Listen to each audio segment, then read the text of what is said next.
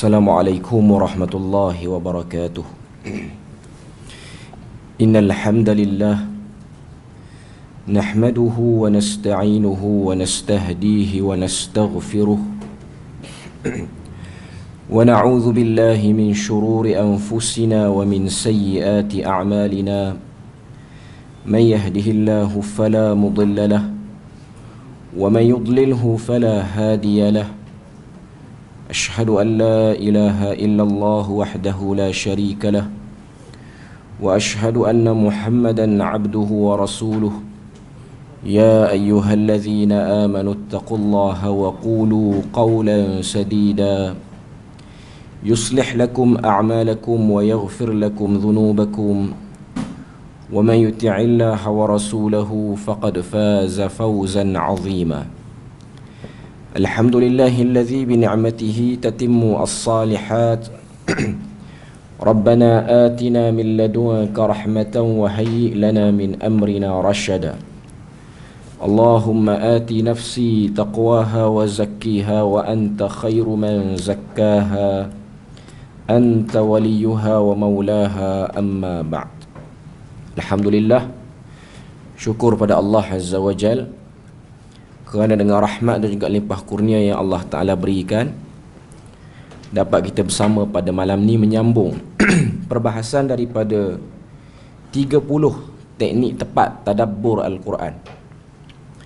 Sambungan kita yang terakhir ialah pada muka surat yang ke-81, di bawah poin yang ke-7, diutamakan membaca dan mentadabbur pada waktu terpilih.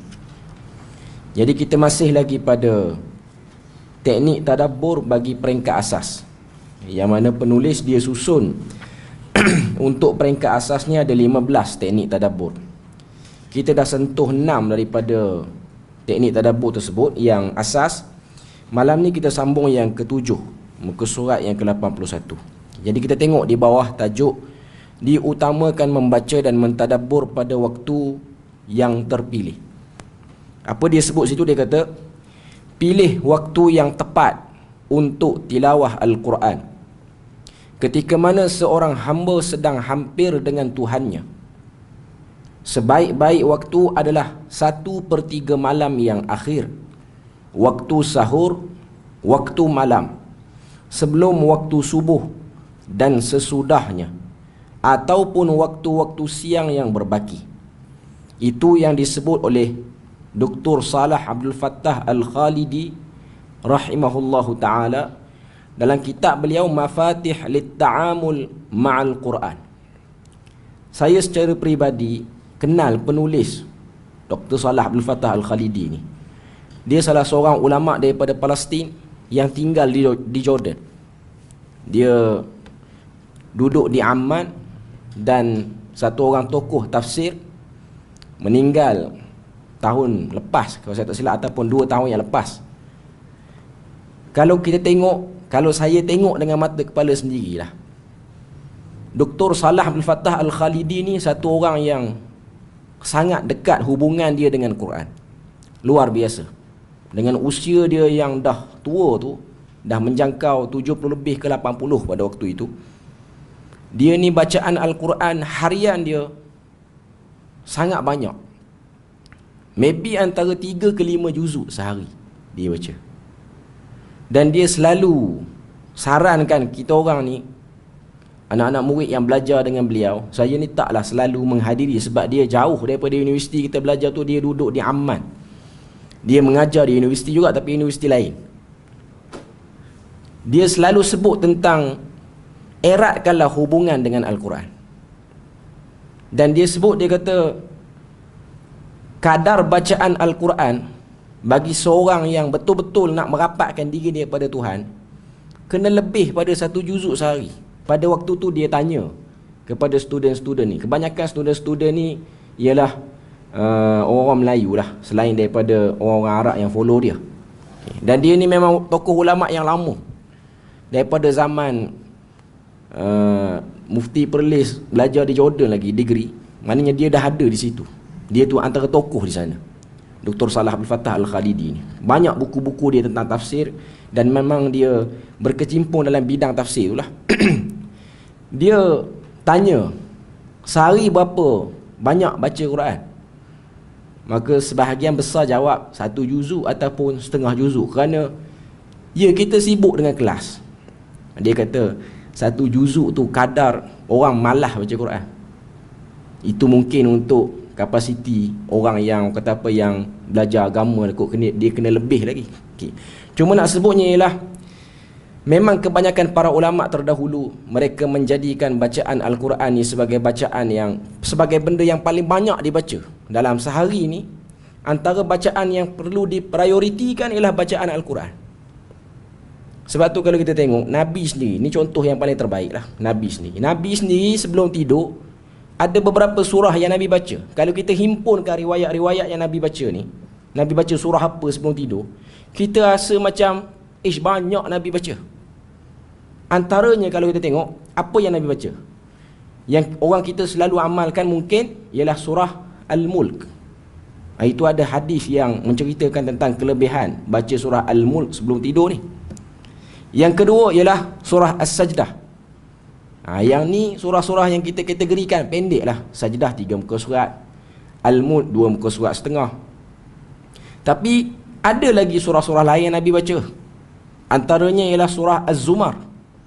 Az-Zumar ni 9 muka surat, Nabi baca sebelum tidur. Selain pada tu Nabi juga membaca surah Al-Musabbihat. Surah Al-Musabbihat ni surah apa? Surah Isra, surah Saf, surah Jumu'ah, surah At-Taghabun dan surah Al-Hashr. 5 surah. Isra, Saf, Jumu'ah, Taghabun dan Al-Hashr.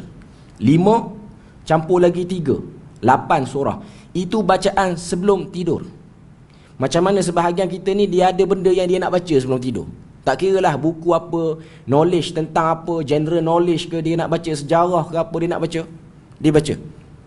Jadi seorang Muslim dalam jadual hidup dia, bacaan yang paling banyak ialah Al-Quran. Kita celahlah kok mana-mana pun, jadikan hari kita ni yang berlalu ni ataupun yang akan datang ni, untuk kita disiplinkan, nak baca apa baca, pastikan Quran yang paling banyak dibaca. Sebab sekarang bacaan Al-Quran tidak terhad kepada mushaf yang dicetak. Kita boleh buka telefon kita. Bahkan telefon kita ni seminggu sekali dia akan update apps apa yang paling banyak kita buka. Saya tak tahulah telefon orang lain, tapi telefon saya ni seminggu sekali dia akan ada update. Dia akan update lah app apa yang kita habiskan masa banyak. Naik tak? Yang paling tinggi tu ialah Quran. Apps tu. Kalau ada lah apps Android ke, Al-Quran Android ke ataupun Apple pun ada. Cuma nak katanya, biasanya dia akan bagi report screen time kita berapa apa semua. Di situ kita boleh tengok hubungan kita dengan Al-Quran. Cuma nak sebutnya bahawasanya Nabi baca Quran banyak. Orang-orang terdahulu salafus salih baca Quran dalam kuantiti yang cukup banyak sehari. Sebab tu dia orang sangat erat dan rapat dengan Al-Quran ni. Jadi saya tengok dengan mata kepala sendiri, Syekh Salah Abdul Fattah Al-Khalidi, apa yang dia sebut ni dalam buku ni, sebaik-baik waktu adalah 1/3 malam yang akhir, waktu sahur, waktu malam. Memang kita tengok dengan mata kepala sendiri. Sebab waktu tu saya tidur di Amman, di rumah kawan di Amman, nak tengok aktiviti dia. Sebelum subuh dia memang datang awal ke masjid, dan memang dia baca Quran dulu sebelum azan subuh tu. Dan kita tengok Quran yang dia guna tu, dia guna Quran yang sama. Dia punya bukaan ni kembang. Kita boleh tengok orang tu kuat tak kuat baca Quran, tengok buku dia. Kan dia punya sini ni dikembang semacam. Maknanya dia banyak belek tu. Dia orang yang selalu duduk belek. Okay. Dan dia khatam kadang-kadang sebulan 3-4 kali dia khatam. Apa yang dia sebut dia amalkan. Dia bukan berteori saja, tapi dia mengamalkan. Memang tuan-tuan kalau duduk dengan Dr. Salah Abdul Fattah Al-Khalidi ni, kita rasa kesan Quran ni orang-orang yang beramal dengan ilmunya. Okay. Lalu kalau kita tengok, memang antara waktu yang terbaik ialah kita baca pada waktu malam. Sebab tu dalam doa untuk khatam Quran ni, kalau kita buka Quran cetakan, dia akan ada satu doa. Allahumma rahamna bil Quran waj'alhu lana imaman wa nuran wa hudan wa rahmah Allahumma dhakkirna minhuma nussina wa'allimna minhuma jahilna warzuqna tilawatahu ana al-laili wa atrafan nahar. Doa ni orang duk buat lagu. Doa ni memang bolehlah kita amalkan. Imam An-Nawawi pun sebut dalam kitab dia At-Tibyan, doa ni antara doa yang baik untuk kita minta pada Tuhan, Tuhan jadikan Quran ni dekat dengan kita. Jadi dalam doa tu, warzuqna tilawatahu, rezekikan kami untuk baca Quran ana al-lail, pada waktu malam, wa atrafan nahar, dan sebahagian daripada siang. Maknanya malam tu dia macam panjang waktu. Sebab Al-Quran itu lebih seronok dan lebih memberi kesan bila mana dibaca pada waktu malam. Ini bacaan kapasiti individu. Okay. Lepas pada tu dalam buku dia datangkan firman Allah Ta'ala surah Al-Muzammil. Allah Ta'ala sebut, inna nasyi'atal laili hiya ashaddu wat'an wa aqwamu qila. Sesungguhnya bangun pada waktu malam itu lebih tepat untuk khusyuk, dan bacaan pada waktu malam itu lebih berkesan. Nasyi'atal lail maksudnya mana part pada malam. 1/3 malam ni kita letak dia bermula lebih kurang pukul 2 pagi. 1/3 malam yang akhir ni. Sebab memang kebanyakan riwayat Nabi akan bangkit pada waktu ni. Pukul 2 ke pukul 3, pukul 3 ke pukul 4, pukul 4 ke pukul 5, sekarang ni subuh pukul 6. Okay. Jadi antara 3 ke 4 jam itulah waktu yang terbaik untuk baca Quran. Sebab tu kita tengok ada riwayat sahabat salat malam dengan Nabi. Dia ikut Nabi tu, Nabi dah rokok. Dia tak ikut waktu qiyam. Tapi dia ikut waktu Nabi dah rokok. Antaranya hadis yang diriwayatkan oleh Auf bin Malik Al-Ashja'i dalam Sunan An-Nasa'i. Auf bin Malik Al-Ashja'i kata, aku salat dengan Nabi, salat malam dengan Nabi. Maknanya dia nampak Nabi salat di masjid. Rumah Nabi dengan masjid ni memang dekat pun. Dia nampak Nabi salat, dia pun ikut Nabi qiyam. Dia kata, aku telah menyaksikan rukuk Nabi menyamai dengan bacaan surah Baqarah keseluruhannya. Rukuk tu sama panjang dengan kalau qiyam baca Baqarah habis. Baca Baqarah habis ni berapa? 2 jam setengah. Kapasiti orang biasa. Kapasiti orang baca tak sangkut lah. Kalau orang baca sangkut-sangkut boleh pergi 3 jam lebih. Nabi rukuk lama tu. Tuan-tuan boleh bayang, Nabi rukuk lama itu. Nabi qiyam tak payah cerita lah. Sebab memang ada sahabat lain yang salat dengan Nabi. Nabi qiyam Baqarah, Ali Imran, An-Nisa, Al-Ma'idah, Al-An'am, Al-A'raf, Sab'ut Tiwal, 7 surah yang panjang. Nabi tak apa habis 1 rakaat. Bila mana orang tanya, ya Rasulullah, kenapa duk buat benda-benda macam ni? Nabi kata, salah ke aku nak jadi orang bersyukur? Itu tanda orang bersyukur. Tanda orang bersyukur bukan kuat buat kenduri. Kalau sebahagian kita kan bersyukur, buat nama pun kenduri kesyukuran. Tapi tanda orang bersyukur ni ialah bangkit tengah malam. Dan dia membaca bahagian besar daripada Al-Quran. Sebab itulah Nabi ni lepas isyak je dia nak tidur cepat. Sebab apa? Sebab dia nak bangkit tengah malam. Sebab dia nak memanifestasikan kesyukuran dia sebagai hamba kepada Allah Azza wa Jal. Sebab Tuhan sebut, la in syakartum la azidannakum. Kalau kamu bersyukur kepada aku tambah kepada kamu rezeki. Jadi ini antara petua yang para ulama sebutlah. Kalau kita rasa rezeki kita sempit, kadang-kadang rezeki sempit ni bukan duit kurang, masa lapang kurang, kestabilan emosi pun tak berapa stabil. Banyak benda lah dalam hidup ni berkaitan dengan rezeki ni. Persekitaran sekeliling yang tak menghappykan perasaan kita. Cara dia macam-macam mana pun, bangkitlah pada waktu malam dan bacalah Al-Quran dalam qiyam salat malam itu. Bacalah banyak mana. Kita buat preparation awal-awal, kita target malam mana kita nak bangun dalam minggu ni, bacaan banyak mana kita nak buat. Dengan cara tu kita akan dapat tadabbur Al-Quran. Tuan-tuan boleh bayang, dengar tu macam payah kan, tapi ini asas baru. Ni bukan tadabbur tahap pro. Ni tadabbur tahap paling asas, maknanya tadika lagi. Belum lagi kategori profesional, amatur pun tak sampai lagi. Nak katanya inilah perjalanan seorang Muslim. Sebab tu berat. Benda ni berat. Saya bukan nak jadi rasa macam aduh payah nak buat, kira tak buat terus kot. Bukan nak sebut macam tu. Cuma nak katanya berlatihlah. Buatlah latihan. Janalah tenaga kita untuk kita buat benda tu. Macam mana kita berkeinginan, macam mana kita ada niat nak tengok orang tu buat itu, kita nak buat ini. Begitu jugalah kita tengok ibadah Nabi. Kita aim, kita nak buat sekurang-kurangnya sunnah yang kita buat itu menjadi saksi ittiba'ur rasul di akhirat nanti. Kalau Tuhan tanya, apa, kat mana kamu ikut Nabi kamu? Aku ikut kat yang ni. Aku ikut dekat baca Quran tengah malam. Sebab apa? Pertama, baca Quran tengah malam orang tak dengar. Orang ramai dah tidur dah. Orang dah tak peduli, kesibukan dah hilang. Jadi ianya lebih selamat daripada pandangan orang, daripada riak, daripada apa nama ni, ujub apa semua ni, dia lebih selamat pandangan orang, sum'ah apa semua. Okey. Jadi itu antara cara nak bagi bacaan Quran tu masuk dalam hati. Kemudian apa dia sebut? Daripada Abdullah bin Abbas berkata, maksud firman Allah nasyiatal laili hiya ashaddu wat'a, iaitu perkataan ashaddu wat'a itu Ibn Abbas dia nak tafsirkan. Dia kata Al-Quran akan lebih mudah untuk difahami. Sebab tu kita tengok dalam surah Al-Qamar Tuhan sebut 4 kali, walaqad yassarnal qur'ana lidzikri fahal min muddakir. Kami telah mudahkan kepada kamu untuk berinteraksi dengan Quran, apa lagi yang menghalang kamu? 4 kali Tuhan sebut. Sebab tu tuan-tuan jangan rasa lemah, jangan rasa tertinggal. Untuk dapatkan hubungan baik dengan Quran, jangan rasa macam takkan saya nak kena belajar agama balik, nak kena ambil degree. Tak perlu. Ramai mana orang yang belajar agama, degree apa semua ni, dia orang tak dapat pun perasaan itu. Ada orang dia baca Quran terjemahan saja. Bangkit tengah malam, beli Quran sebesar-besar mungkin, beli reha sebesar-besar mungkin, bangkit buka Quran tu kat depan. Kalau rasa malas beli, ambil telefon, buka telefon, waktu qiyam tu keluarkan telefon tu dan buka siap-siap lah Quran tu. Jangan waktu tengah salat tu baru nak buka. Dan flight mode kan telefon siap-siap.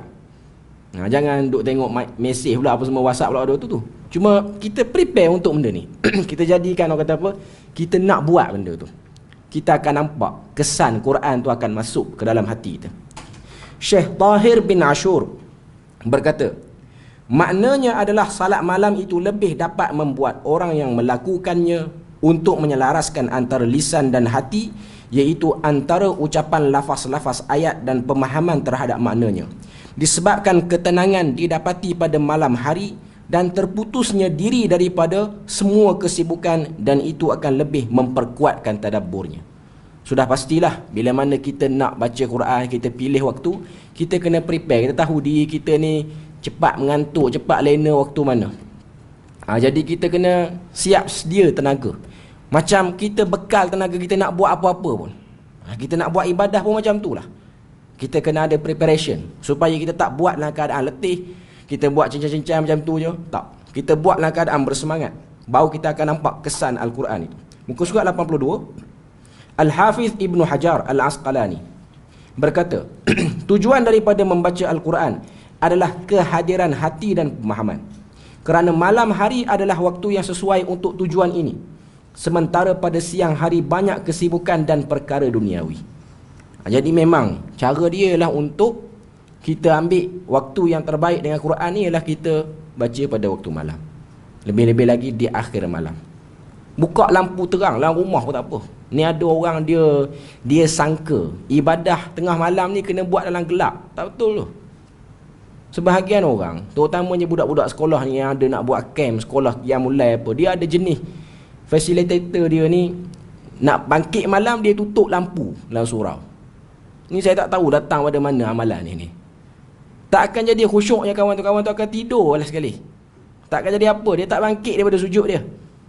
Buka lampu terang-terang mungkin, tak ada masalah, tiada larangan apa pun. Sebab kita nak fokus kepada ibadah tu, supaya kita tahu apa yang sedang diucapkan, apa yang sedang dilafazkan dengan lidahnya. Okey. Kemudian yang ke-8, muka surat 82. Diam dan khusyuk ketika mendengar dan mentadabbur bacaan Al-Quran. Firman Allah Ta'ala surah Al-A'raf, Allah Ta'ala sebut, wa idza quri'al qur'anu fastami'u lahu wa ansitu la'allakum turhamun. Bila mana didengarkan bacaan Al-Quran, fastami'u, perkataan istami'u ni maksud dia dengar dengan memberi perhatian yang sangat fokus. Maknanya bukan dengar ujung-ujung macam tu, bukan. Dengar betul-betul. Sebab tu para ulama memakruhkan, bahkan ada yang mengharamkan memasang alunan bacaan ayat suci Al-Quran di tempat-tempat orang yang sibuk dengan urusan dia. Contoh, ada orang dia pasang dekat kedai dia. Dia tokek kedai, dia pasang kat kedai makan dia ke, kat kedai runcit dia, apa-apa semua. Jangan buat benda tu. Itu termasuk daripada tidak beradab dengan bacaan Al-Quran. Nak pasang benda lain tak apa, tapi jangan jadikan bacaan Al-Quran. Ada orang dia sangka itulah nilai islamiknya sebuah kedai tu. Tak. Itu bukan. Itu bukan cara memuliakan Quran. Hatta kita dalam kereta pun, kalau kita seorang nak pasang Quran tak apa, kita tak bersembang dengan siapa-siapa. Tapi kalau kita dengan siapa-siapa lah, dengan isteri ke, dengan anak ke, nak pasang Quran, pastikan kita fokus pada bacaan Quran. Kalau kita ajak dia menyembang, Quran dipasang, ini bukan di antara cara yang betul berinteraksi dengan Quran. Tak salah nak pasang bacaan Quran, tapi dengar bacaan itu. Sebab tu ada orang dia kata, boleh ke nak pasang bacaan surah Baqarah dalam rumah? Sebab dalam hadis Nabi kata, siapa baca mana-mana rumah yang dibaca padanya Al-Baqarah, syaitan akan keluar. Jadi dia ni jenis merangkak bacaan dia. Dia tak mampulah nak baca dengan baik, dengan elok. Jadi dia pasang saja mana-mana suara rakaman bacaan Quran. Syaratnya boleh, tapi jangan, jawapannya boleh, tapi jangan buat benda lain. Jangan orang kata apa, sambil-sambil pasang Quran tu, sambil duk buat kerja, sambil duk lap dapur, kalau orang perempuan apa semua, sambil duk masak apa semua. Yang tu bukan. Itu bukan cara yang betul. Nak pasang, tak syarat pasang sampai habis. Kita letak, contoh Baqarah ada 286 ayat.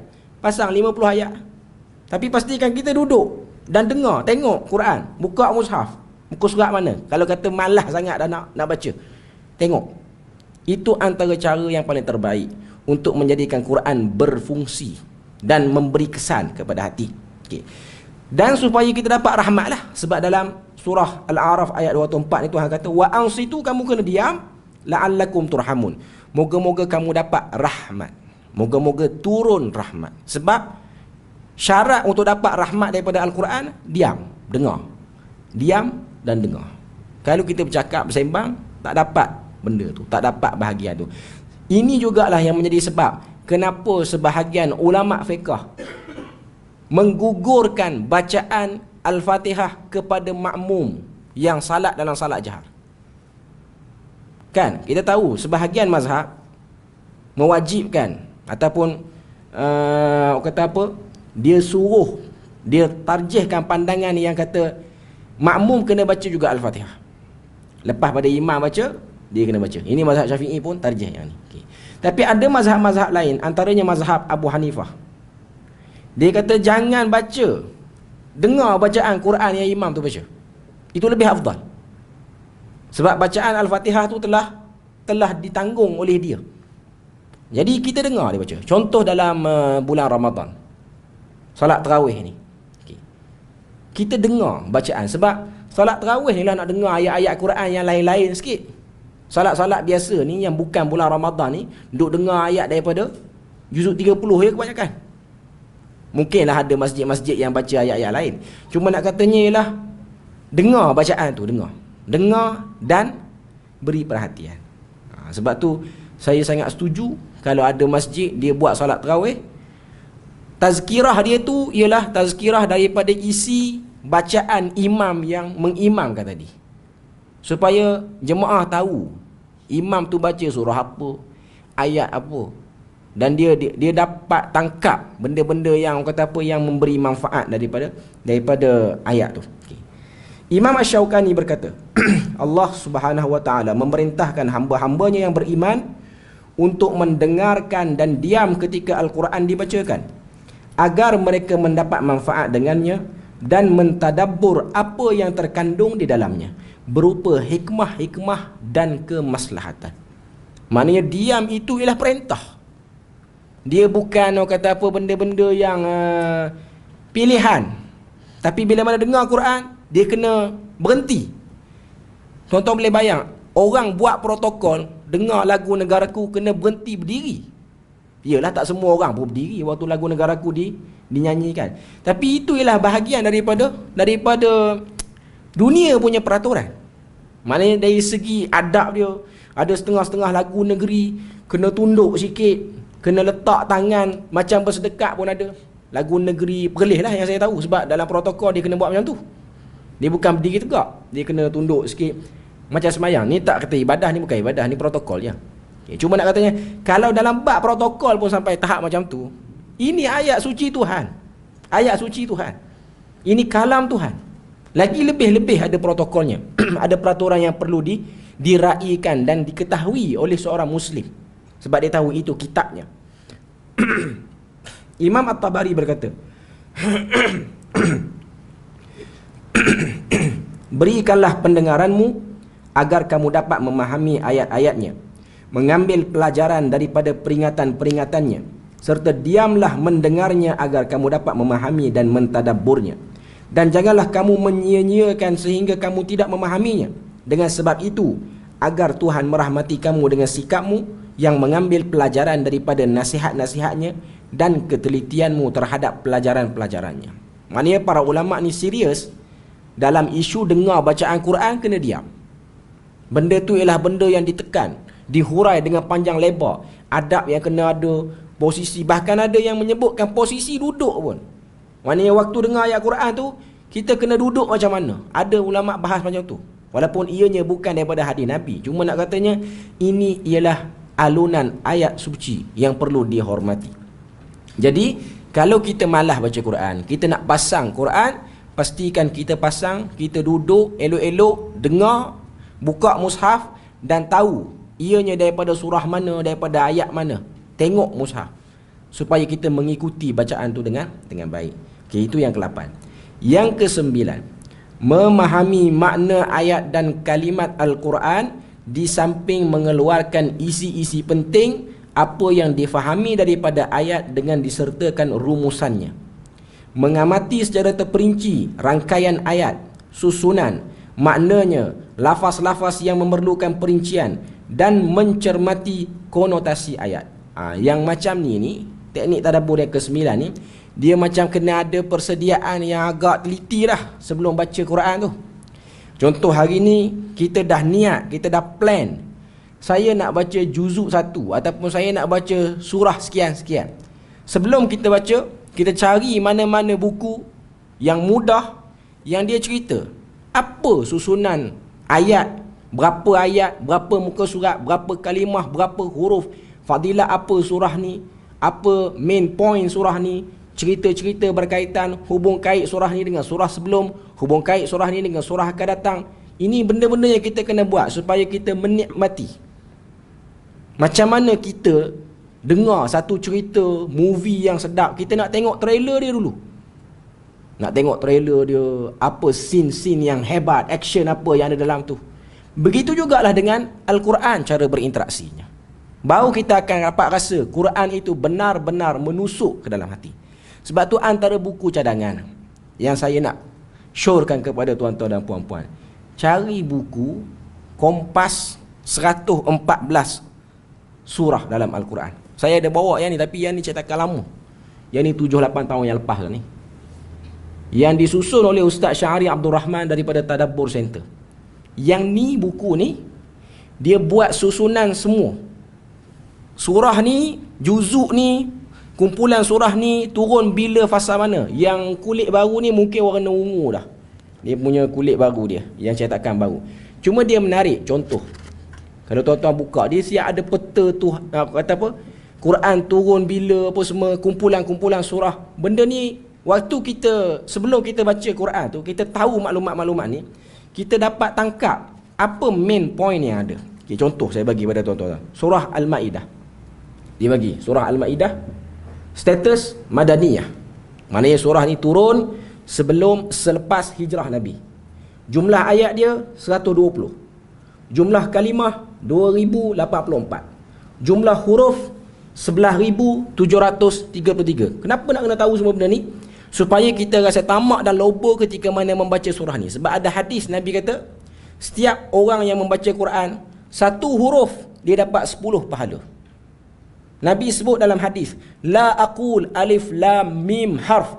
Aku tak kata alif lam mim satu huruf, tapi aku kata alif harf, wa lamun harf, wa mimun harf. Maknanya orang yang sebut alif lam mim, 30 pahala dia dapat. Tuan-tuan boleh bayang, ada 11,733 huruf dalam surah Al-Ma'idah. berapa gandaan pahala yang kita dapat waktu kita baca surah ni.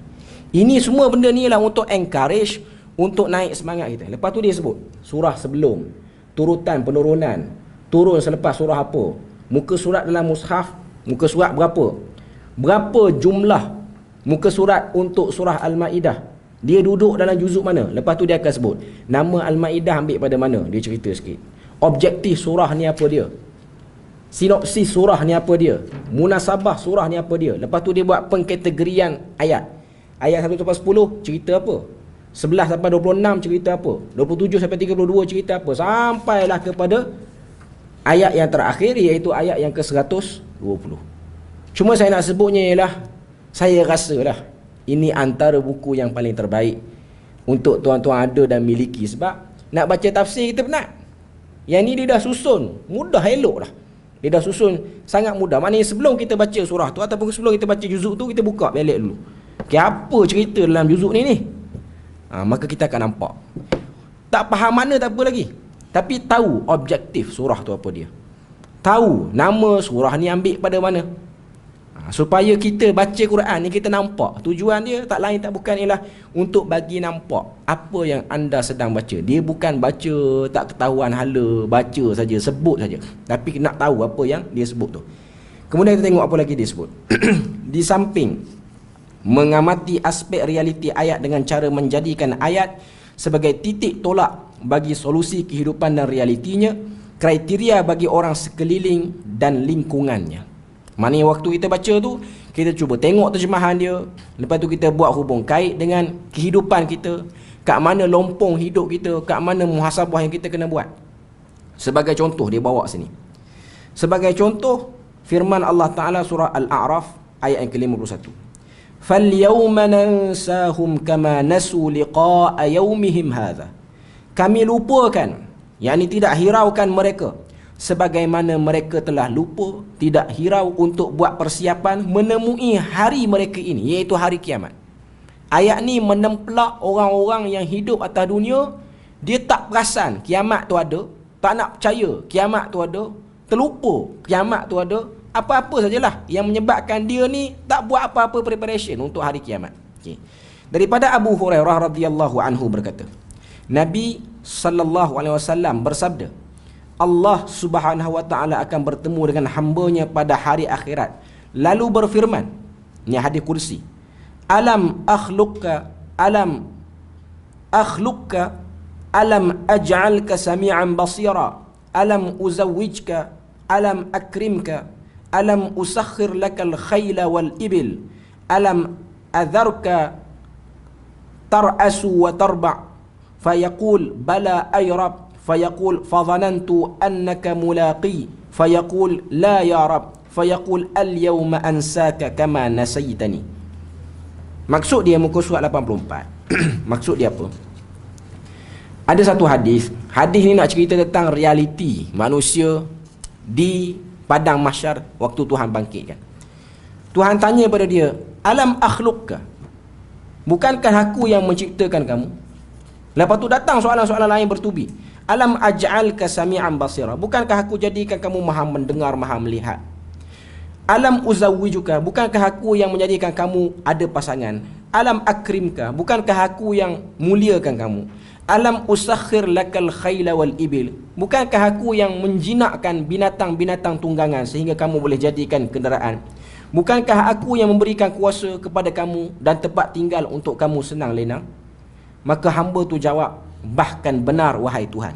Allah Ta'ala tanya lagi pada dia, adakah kamu menyangka kamu akan bertemu denganku? Jawab hamba tadi, tidak wahai Tuhanku. Allah Ta'ala berfirman pada dia, hari ini aku lupakan kamu seperti mana kamu melupakan aku. Ini hadis kursi untuk kita buat hubung kait dengan ayat yang ke-51 surah Al-A'raf. Waktu kita baca falyawma nansahum kama nasu liqa'a yaumihim hadza, kita pun ingat waktu berdiri depan Tuhan ni, soalan-soalan ini akan ditanya. Soalan-soalan ni akan diajukan pada kita untuk menjadikan kita ni sedar tentang pertemuan hari ini. Jadi sebelum hari itu jadi realiti, waktu kita baca Quran, kita sedang preparation, buat preparation untuk menghadapi hari itu. Jadi bila mana kita tadabbur Al-Quran, poin paling besar sekali tadabbur, saya dah sebut banyak kali sebelum ni, yang awal-awal lagi kita bahas buku ni. Poin paling besar sekali ialah untuk mendapat ikatan hati daripada Allah Azza wa Jal terhadap hati kita ni. Seperti mana Tuhan sebut dalam suratul Kahfi, Tuhan mengikat hati 7 orang pemuda itu untuk kekal hubungannya dengan Tuhan, rapat hubungannya dengan Tuhan. Tuhan sebut, warabatna ala qulubihim idh qamu faqalu rabbuna rabbus samawati wal ard. Kami ikat hati mereka sehingga waktu mereka berdiri di hadapan pemerintah yang mengaku Tuhan yang zalim itu, siapakah Tuhan kamu? Maka dia menjawab, Tuhan kami yang menciptakan langit dan bumi. Kami tak akan syirikkan Tuhan tersebut dengan mana-mana kesyirikan pun, dengan mana-mana kuasa, mana-mana dakwaan pun. Poin dia ialah rabtul qalbi, ikatan hati. Sebab tu cara nak ikat hati ni, dia kena ada sentiasa benda-benda yang menguatkan kita. Macam mana satu orang, contoh orang muda, dia nak bagi body dia menarik, dia pergi gym, dia bayar coach, dia buat macam-macam untuk dia dapat result daripada badan dia tu. Macam mana cara dia? Dia kena pergi hari-hari, paling kurang pun seminggu 3 kali dia kena pergi. Lepas tu dia akan di guide cara makan dia. Begitu jugalah kerohanian kita pun, macam-macam mana pun macam itulah. Bahkan ini lebih menguntungkan. Sebab apa? Bila mana kita mengikat hubungan dengan Al-Quran, Allah Ta'ala dah sebut, Nabi dah sebut, banyak hadis, kita pun maklum benda ni. Urusan-urusan hidup yang lain, yang kita mungkin rasa serabut, payah nak celah urusan hidup ni, Tuhan mudah dan uruskan semua sekali. Tuan-tuan percayalah, benda ni ialah hakikat dan janji Tuhan. Sebab tu para ulama sebut, setiap kali aku menghadapi kesulitan pada hari tu, aku akan stop untuk urus benda tu. Sebab aku tahu aku tak mampu. Aku pergi mencari mushaf dan aku baca Quran. Baca Quran sehingga Tuhan keluarkan benda tu. Tuhan keluarkan daripada kekusutan itu. Banyak contoh-contoh nak sebutlah dalam Siyar A'lam An-Nubala. Antaranya Imam Asy-Syafi'i, dia kata, setiap kali aku baca Quran, aku akan dapati Tuhan ni macam bagi ruang kepada hari tu. Dia macam ada satu waktu lebih yang pada hari lain aku tak dapat, tapi hari tu aku dapat kerana aku lebihkan bacaan Al-Quran aku. Jadi aku rasa macam hari tu aku kurang letih sikit, hari tu aku rasa macam banyak benda ni mudah urusan. Dengan syarat hati ikhlas untuk mendapatkan hubungan yang dekat dengan Tuhan, kita akan dapat benda tu. Kita buat, kita akan rasa. Kita tak buat sampai kesudah, kita tak akan rasa. Jadi untuk menjadikan diri sebagai Muslim, itulah cara dia.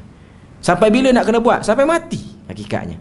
Sebab tu orang Islam dia kena tahu, waktu dia telah menerima janji Muslimnya dirinya ni, dia sedang menerima kontrak sampai mati. Untuk dia sentiasa salat, untuk dia sentiasa menjaga kewajipan-kewajipan, dia jaga diri dia tak langgar segala larangan-larangan Tuhan, dia jaga diri dia tak terjatuh pada benda-benda syubhat. Ini ialah benda yang kita kena buat sampai bila-bila. Bukan makna kata tak boleh ambil langsung nikmat dunia. Boleh ambil, tak salah pun. Sebab tu saya sebut, tadi pun saya sebut, kuliah di DIS tadi pun saya sebut tentang, tengoklah cerita salafus salih, bacalah kehidupan mereka. Mereka telah memberi diri mereka pada agama. Mereka jaga salat, mereka jaga hubungan dengan Quran. Dunia datang dalam bentuk yang hina kepada dia orang. Tuan-tuan tengok Umar Al-Khattab, satu orang yang sangat-sangat menjaga hubungan dia dengan Al-Quran baik, dan juga menjaga hubungan dia secara peribadi dengan Tuhan. Sebab tu kalau kita tengok Abdullah bin Abbas, dia kata Umar waktu jadi Amirul Mukminin, dia ni selalu jadi imam lah. Memang tugas pemimpin pada waktu tu memang kena jadi imam, memimpin salat orang Islam ni. Umar ni subuh dia suka baca surah Yusuf habis. Hampir tiap-tiap hari lah sepanjang 10 tahun pemerintahan dia tu, antara surah yang selalu diulang kalau dia jadi imam subuh ialah surah Yusuf. Tak tahu kenapa, tapi nak katanya dia ada speciality dia minat surah tu. Surah Yusuf ni panjang. Tak tahu boleh bayang kalau baca subuh dengan sekarang ni pukul 6 subuh. Kita congok-congok orang start salat subuh ni maybe 6.10 lah. Okey. Baca surah Yusuf bagi 2 rakaat, kita mungkin akan siap salat subuh sekitar 6.40. Itu pun kalau imam yang memang ingat betul, memang tak ada sangkut satu pun, dan nafas dia okey, dia tak berhenti pada wakaf-wakaf yang kecemasan, wakaf emergency tak ambil semua wakaf-wakaf yang komplit semua, wakaf Jibril semua dia baca. Okey, dia mungkin akan siap 6.40, 6.45. Tapi kalau dia sangkut, dia tak ingat, mungkin dia akan boleh pergi pada 6.50. Agak lewat lah. Kalau hari-hari kerja ni, orang akan kalut nak hantar anak apa semua. Tapi zaman tu dia mudah, sebab yang menjadi imam ialah pemerintah tertinggi. Jadi kalau ada orang mengadu, Amirul Mukminin nak masuk pejabat macam mana ni lambat, tak apalah, sebab dia bos, dia yang benar kan. Dia boleh ubah perkeliling hari tu. Hari ni lambat sikit, tak apa. Tak apa, Tuhan tak akan blok rezeki kita. Kita sedang beribadah pada dia. Tuhan bagi sama, bahkan mungkin lebih lagi. Cuma saya nak katanya ialah dia punya minat tu. Minat. Sebab tu ada sebahagian sahabat, dia orang berimamkan tabi'in. Ubadah bin Samit, dia pernah salat dengan Urwah. Ubadah ni sahabat, Urwah ni tabi'in, anak menakan pada Aisyah, anak kepada Zubair bin Al-Awwam, Urwah bin Zubair. Jadi imam salat maghrib, dia baca surah pendek. Dia baca surah pendek sebab dia rasa macam jemaah belakang majoriti sahabat. Majoriti sahabat Nabi. Mana orang yang pernah jumpa Nabi, pernah hidup jumpa Nabi. Jadi nampak dah promo, nampak dah macam orang kata apa, tak larat. Jadi dia ni baca surah pendek lah. Baca ayat-ayat lazim. Pendek-pendek dia pun An-Nazi'at dia baca. Panjang juga tu. Okay. Pendek-pendek dia pun Abasa wa tawalla apa semua ni antara surah-surah yang dia baca. Selesai salat, Ubadah kata, dia kata dulu kami solat dengan Nabi maghrib ni, Nabi baca 1 rakaat surah A'raf habis. Tuan-tuan buka Quran surah A'raf 24 muka surat. 1 rakaat 24 muka surat, 1 juzuk. Kita sembahyang tarawih, biasa masjid buat paling banyak saya tengok di Malaysia ni ialah semalam sejuzuk. Yang itu maksimum. Semalam sejuzuk untuk 20 rakaat. 20 rakaat lah. 1 rakaat dia akan cover 1 muka surat. 1 muka surat. Ini maghrib 1 rakaat 24 muka surat dia cover. Sebab tu saya kata kita punya graf ibadah kita sekarang dengan zaman Nabi, dia punya kata apa, peratusan tu mencecah 1% sahabat yang ibadah yang dibuat pada zaman dulu. Kita tengok yang ni pening. Kalau buat graf ni tak naik graf tu. Cuma nak katanya jemaah tegur imam baca pendek, nak panjang lagi. Ini suasana yang tak berlaku untuk akhir zaman ni. Biasanya jemaah akan tegur, imam baca pandang, nak pendek lagi. Biasanya yang tu, itu normal case. Tapi case ini ialah dia nak baca panjang, sehingga Urwah rasa macam bersalah pula baca pendek. Tapi memang Nabi ni, Nabi ajar kalau kita jadi imam, baca pendek lah, jangan baca panjang. Tengok keadaan jemaah. Baguslah yang Urwah buat tu, bagus. Cuma nak katanya kalau jemaah minta tak apalah. Sebab dia orang tak ada kerja macam kita ni zaman sekarang ni, tak ada komitmen yang terlalu pack. Cuma nak katanya itu kelebihan zaman dulu lah, tak ada komitmen apa semua ni, menyebabkan dia orang boleh ibadah fokus. Sebab tu Nabi sebut kepada para sahabat, Nabi tengok Mus'ab bin Umair, ni hadis riwayat Muslim. Nabi tengok Mus'ab ni orang muda, usia tak sampai 20, ikut Nabi hijrah ke Madinah. Daripada pemuda yang pakai smart, mewah, baju-baju mahal. Sebab dalam riwayat sebut Mus'ab ni digelar sebagai rajulun attar ataupun mu'attar. Maksud dia apa? Pemuda yang wangi, sebab dia pakai minyak wangi yang mahal. Minyak wangi dia tu orang lain tak pakai, dia je pakai. Daripada jauh orang tahu ini Mus'ab ni. Kalau yang jenis kaya macam ni, baju dia, pakaian dia, pagi pakai baju lain. Macam kita sekarang, petang pakai baju lain, tak pakai baju sama. Itu ialah diri Mus'ab. Dia masuk Islam, semua benda tu hilang. Hilang kemewahan. Tuan-tuan boleh bayang, kalau kemewahan hilang pada orang yang dah lanjut usia, dia normal sebab dia dah pernah rasa waktu muda dia. Tapi kemewahan hilang pada usia yang tengah seronok lagi nak ambil ni, tengah rasa syok lagi, sehingga Nabi tengok dia kain tak cukup, sengkat kain yang dia pakai ni, atas betih, baju pun tak cukup. Nabi sampai sebab tengok Mus'ab. Nabi tanya Mus'ab, Mus'ab, hidup di Madinah dengan hidup di Mekah mana seronok? Dia orang muda, dia jawab buta macam tu. Dia kata, hidup di Mekah lah seronok, pakai baju silih berganti ni. Normal bagi jawapan orang muda macam tu. Nabi kata tak, kehidupan di sini lebih baik. Lepas tu Nabi pun kata, nanti satu masa umat aku ni dia akan masuk fasa mewah. Pakai baju berbeza, petang baju lain, pagi baju lain, malam baju lain. Pagi makan benda lain, malam makan benda lain, tengah hari makan benda lain. Sahabat waktu dengar Nabi kata umat Nabi ni akan pergi ke tahap itu. Sahabat ni dia seronok. Dia kata apa? Kalau hidup zaman tu mesti tak buat kerja lain dah, mesti ibadah je kerja. Nabi kata tak. Pada zaman tu dia orang tak akan buat ibadah, dia orang sibuk benda lain juga. Itu cerita kita tu. Yang Nabi duk cerita tu lah cerita kita. Cerita kita hari ni. Sahabat dia dah mindset dalam kepala dia, kalau dah cukup semua ni, lagi banyaklah ruang untuk buat ibadah, lebih boleh jagalah orang kata apa fardu ni. Cuma nak katanya inilah realiti umat akhir zaman. Tapi benda ni bukan nak melemahkan, benda ni ialah untuk kita sama-sama baiki balik, untuk sama-sama kita jadi orang yang berusaha cuba untuk follow Nabi. Tak boleh follow 100% pun, kita follow lah 20-30%. Usaha tu ada, effort tu nak kena ada. Okay. Kemudian apa lagi yang disebut?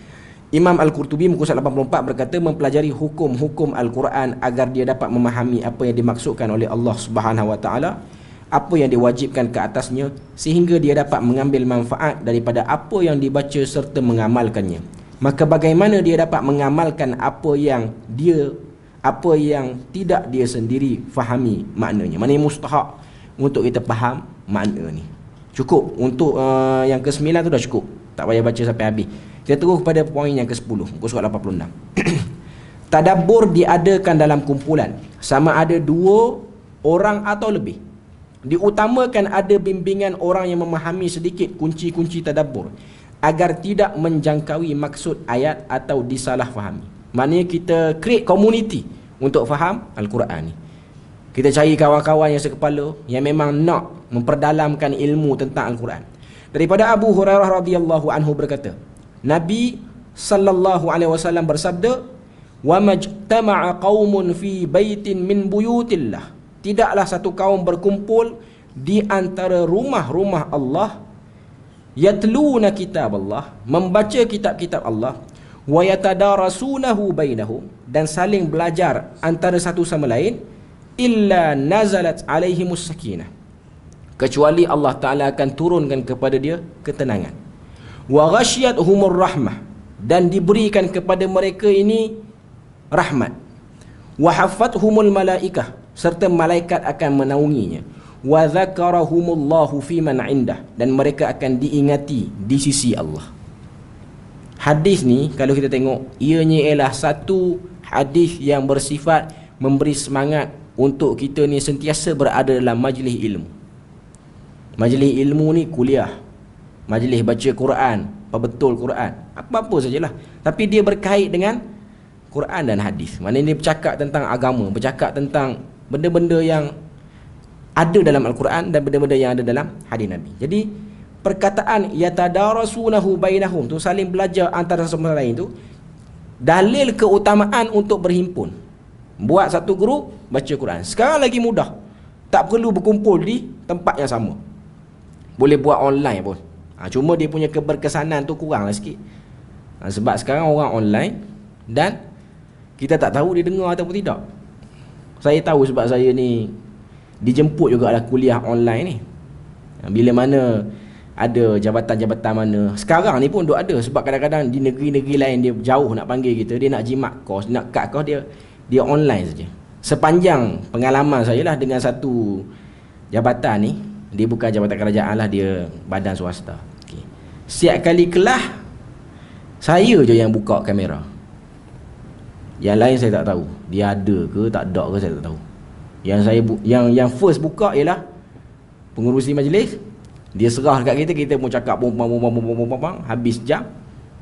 Cuma yang saya tahu ada yang melilau tu sebab ada seorang dia tak tutup mic dia. Kantoi teruk. Dia bersembang. Dia sembang, dia buka apa cerita tak tahulah, tapi masuklah dalam live kita duk dengar tu. Saya dah bagi amaran apa kali, yang ni tutup mic, tak peduli dia. Tak tahu dia duduk dalam kereta mana, dalam hutan mana, tengah camping, tak tahu macam-macam bunyi. Kadang-kadang bunyi kuali, kadang-kadang bunyi itu, bunyi ini. Saya tak tahu dia duduk kat mana. Hari tu sekali je lah yang bunyi. Cuma saya kata, ini cabaran dia lah. Cabaran dia. Dia tak fokus lah. Benda ni tak fokus. Tapi itu salah satu usaha paling minimum pun kita kena buat lah. Sikit-sikit pun. Okay. Supaya kita ni ada sentuh juga ayat Quran sehari. Okay. Muka surat 87, Al-Mulla Al-Qari berkata, maksud kitab Allah ialah Al-Quran. Bukan bermaksud membacanya semata melafazkan pada lidah. Bahkan sepatutnya seorang hamba membayangkan seolah-olah berada di hadapan atau diperhatikan Allah Azza wa Jal, lalu menekuni maknanya, bahkan disaksikan oleh hatinya seakan-akan Allah berbicara dengannya. Cara dia macam-macam mana pun tuan-tuan, kita kena lawan. Benda-benda baik ni kita kena lawan. Kuat tara mana pun godaan syaitan, ingat Allah Ta'ala kata, inna kaidash syaitan kana dha'ifa. Tipu daya syaitan sangat-sangat lemah. Yang beri diri untuk ikut tipu daya tu kita. Syaitan tak ada kuasa nak tarik. Ini benda yang kita kena ingat. Sebab tu ada orang yang kata payah, godaan payah. Godaan tu bukan salah. Bukan salah godaan tu kita. Salahnya ialah kita yang ikut godaan tu. Dalilnya dalam surah Ibrahim, Tuhan sebut iblis dalam neraka. Lepas dia tengok pengikut bukan main ramai, tak sangka kita boleh reunion sekali dalam neraka punya ramai ni. Okay.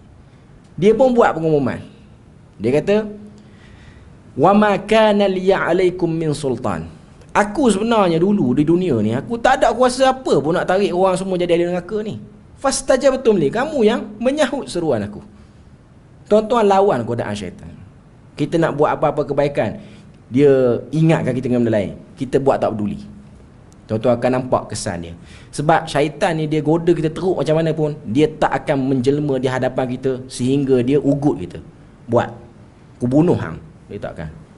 Dia tak akan menjelma. Punya geram dia dengan kita, dia ni aku suruh jangan semayang, dia semayang, aku jelma jadi hantu raya depan dia. Kau jangan semayang, kau semayang aku lempang. Tak boleh buat apa. Takat tu je yang boleh buat. Bahkan Allah Ta'ala, bahkan Nabi sebut, Nabi dedahkan syaitan punya lemah ni, dia dengar azan dia lari. Bukan setakat lari, larilah kadang kentut pula tu. Ni hadis riwayat Imam Malik dalam Muwatta. Maksudnya larilah kadang terhina, cirit dia lari rupanya. Tapi kadang-kadang kita beralasan, teruk godaan syaitan. Godaan syaitan ni payah nak. Sebenarnya kita boleh lawan. Sebab Allah Ta'ala dah sebut tentang lemahnya godaan syaitan tu. Yang ke-11, mengaitkan suatu ayat ditadabbur dengan sirah Nabi yang sahih. Dalil daripada surah Al-Ahzab, laqad kana lakum fi rasulillahi uswatun hasanah liman kana yarjullaha wal yawmal akhir wa dzakarallaha katsira. Sesungguhnya yang telah ada pada diri Rasulullah itu suri teladan yang baik bagimu, iaitu bagi yang mengharap rahmat Allah dan kedatangan hari kiamat, dan dia banyak menyebut nama Allah. Dalil daripada surah Al-Ahzab ni nak sebut pada kita, bila mana kita baca Al-Quran, saya tak nak baca dia punya syarah dia tu. Bila mana kita baca Al-Quran, kita kena cari hubung kait cerita dia. Contoh baca surah An-Nasr, idza jaa nasrullahi wal fath. Cerita apa yang paling dekat? Iaitu cerita sebelum pembukaan kota Mekah, iaitu perjanjian Hudaibiyah. Kita study benda tu, kita akan nampak. Waktu kita baca tu, kita akan nampak kesan dia. Baca surah Al-Fil, tengok cerita Abrahah. Ni belum Nabi lahir lagi lah. Abrahah nak masuk menyerang Kaabah, Allah Ta'ala jaga rumahnya. Maknanya kita try cari cerita-cerita. Tak semua ayat Quran dia ada hubung kait sirah. Kadang-kadang ada ayat Quran yang turun tanpa ada apa-apa latar pun. Jadi untuk kaitkan benda ni, biasanya kita kena tahu juga asbab nuzul bagi ayat tu. Tapi tak semua ayat Quran dia ada asbab nuzul. Tak semua ayat Quran ada asbab nuzul. Maknanya ada ayat-ayat yang turun tanpa ada latar apa-apa. Cuma kalau kita tahu, ianya lebih baik. Tapi dalam buku ni dia dah sebut sirah, surah ada. Setiap surah ni apa sirah-sirah yang terdapat, untuk kita tahu apa cerita berkait. Itu sangat membantulah. Sebab dalam buku ni saya sangat syorkan pada semua orang untuk ada dan tengok. Pertama, kita tak perlu rujuk kitab-kitab lain yang payah. Dia dah himpun situ semua. Dan kebanyakan riwayat yang dibawa tu riwayat yang memang okey, selamat, sahih, dan penulisnya pun bukanlah orang yang cemerkap situ sini tak cermat, bukan. Dia orang yang betul-betul study, buat kajian, dan dia telah orang kata apa, mudahkan kita untuk kita untuk kita faham Quran dengan baik. Okay, kita pergi kepada yang ke-12, muka surat 90. Mengamalkan perintah dan suruhan ayat kerana itu adalah sebab tadabbur paling lama. Contoh dalam perihal zakat, Allah Ta'ala berfirman, wa atu haqqahu yawma hasadih, dan tunaikanlah haknya pada hari memetik hasilnya. Macam mana kita nak faham ayat ni? Kita kena beramal. Baca ayat dalam surah Ali Imran, Tuhan sebut lan tanalul birra hatta tunfiqu mimma tuhibbun. Tidak mencapai kebaikan tertinggi sehingga kamu memberi kepada orang benda yang paling kamu sayang. Sebab tu kita kena ajar diri kita, nak bagi kepada fakir miskin, bagi yang baru. Jangan bagi baju lama, bagi baju baru. Jangan bagi sisa makanan, bagi makanan baru. Dengan cara tu kita akan dapat tangkap ayat Quran tu. Memang itulah cara yang dilakukan oleh para sahabat dulu. Sebab tu ada sahabat dia ambil masa beramal dengan ayat Quran sampai bertahun. Antaranya Abdullah bin Mas'ud, surah Baqarah tu sampai 12 tahun. Sebab banyak perintah, suruhan dan larangan yang ada dalam surah tu. Saya tak baca semua sebab saya rasa itu ialah huraian-huraian tu lebih kurang je dengan apa yang kita bincang pada malam ni. Yang ke-13, muka surat 92. Mengetahui kunci tema, intipati dan tujuan surah atau ayat secara makro. Maknanya secara teliti lah tu. Makro ni maksudnya secara teliti, secara mendalam, terperinci. Cara dia lah tuan-tuan kena ada. Saya rasa kena ada lah kot buku ni. Macam-macam mana pun. Buku ni pun tak mahal, dalam RM40. Cara dia macam tu je. Sebab kita nak buka tafsir satu-satu, kita tak mampu. Supaya kita tahu tema dia apa, main point bagi surah tu apa. Supaya kita baca surah tu, kita tak akan keluar daripada tema dia. Contoh tema tauhid, baca tang mana pun tauhid lah, daripada awal ayat sampai ke akhir ayat. Okay. Sebab saya nak habiskan semua 15 sebelum kita masuk peringkat tadabbur yang pertengahan. Okay. Yang ke-94 ke-14, muka surat 94. Mengaitkan dengan realiti semasa agar mudah difahami seperti ilmu sains, biologi dan selainnya. Ilmu sejarah sekali lah. Baca Quran, lepas tu cuba gandingkan dengan penemuan baru. Yang ni dia banyak letih sikit lah, tapi yang ni pun asas. Saya bagi satu contoh dekat tuan-tuan. Kita buka surah Ad-Dukhan ayat yang ke-29. Allah Ta'ala sebut, fama bakat alaihimus samaa'u wal ardu wama kanu munzarin.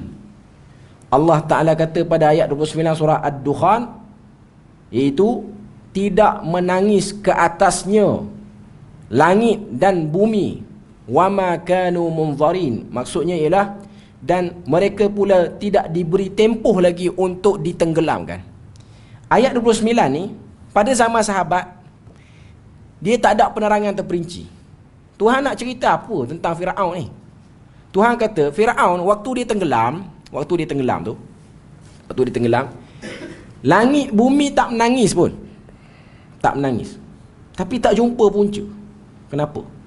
Ada satu orang pakar arkeologi dan juga ahli sejarah. Dia buat kajian di beberapa piramid-piramid yang ada di Giza ni, di Mesir ni lah. Tempat yang ada piramid, 3 piramid utama tu, Khufu, Khafra dan Mankara. 3 tu. Kalau kita pergi Mesir, kita pergi Kahirah, itulah mercu tanda dia. Okay. Bila mana dia cek tengok, dia ni orang barat, non-Muslim lah. Okay. Dia buat kajian, tulisan-tulisan simbol pada zaman Mesir purba ni. Ada satu papan tu, ada satu batu tu, dia ada simbol-simbol matahari, lepas tu bulan, lepas tu langit, lepas tu bintang, yang bermaksud telah menangisi pada hari tenggelamnya Firaun langit, bumi, matahari, bulan. Tu dia punya papan tu, dia tulis macam tu. Sebab kita kena tahu piramid ni ialah kubur kepada Firaun tu.